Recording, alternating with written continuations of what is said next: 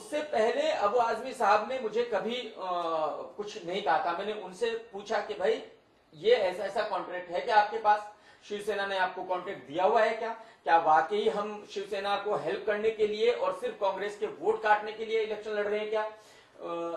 तो उन्होंने कोई जवाब मुझे नहीं दिया और फिर मैंने डिसाइड किया कि भाई मुझे पार्टी छोड़ देनी चाहिए। तो आपने मैसेज भेजा था, कैसे पूछा था, डायरेक्ट पूछा था? नहीं, मैंने फोन करके पूछा। कमाल भाई, आपने एक दिन पहले एक ट्वीट किया है जिसमें आपने एक नंबर मेंशन किया, आपने कहा था आपको धमकी आ रही जान से मारने की, आप कैंसिलेशन करें।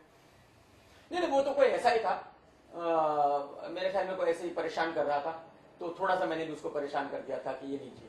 सर, बीएमसी की 1 लाख स्क्वायर फीट की बात करें जो अतिक चौधरी को लोखंडवाला बिल्डर से शिवसेना की ओर से सैंक्शन की गई है जी, तो उसमें भी आपने आवाज उठाई थी, तो उसके बारे में क्या स्पष्टीकरण है? नहीं, ये उसके बारे में मुझे आज से पहले पता नहीं था। ये तो मुझे आज सुबह पता चला कि भाई शिवसेना ने ऐसे ऐसे उनको जमीन दी हुई है, और ये एक और शॉकिंग न्यूज थी मेरे लिए। और भिवंडी में और मुंब्रा में ऑलरेडी शिवसेना समाजवादी पार्टी को सपोर्ट करती है, वहाँ तो उनकी साठगांठ है ही। हाँ, बिल्कुल।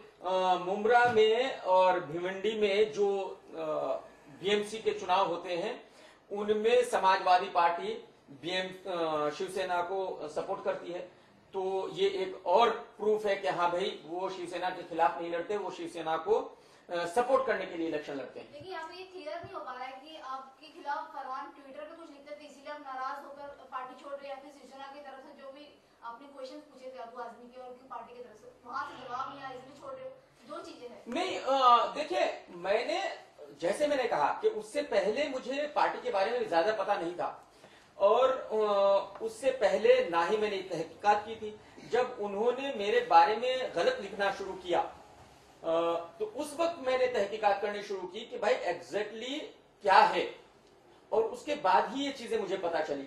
उसके बाद ही मैंने अबू आजमी साहब से पूछा कि भाई ये वाकई ये सारी बातें सही है या नहीं है, और फरहान आजमी डिसाइड करते हैं कि कौन पार्टी में रहेगा और कौन क्या कहेगा। मैं तो मेरी मर्जी है कि मैं ट्विटर पे क्या लिखूंगा, फरहान आजमी तो ये मुझे नहीं बता सकते मुझे क्या लिखना चाहिए। तो ये सब क्या है, और उन्होंने मुझे इस बात का जवाब दिया नहीं।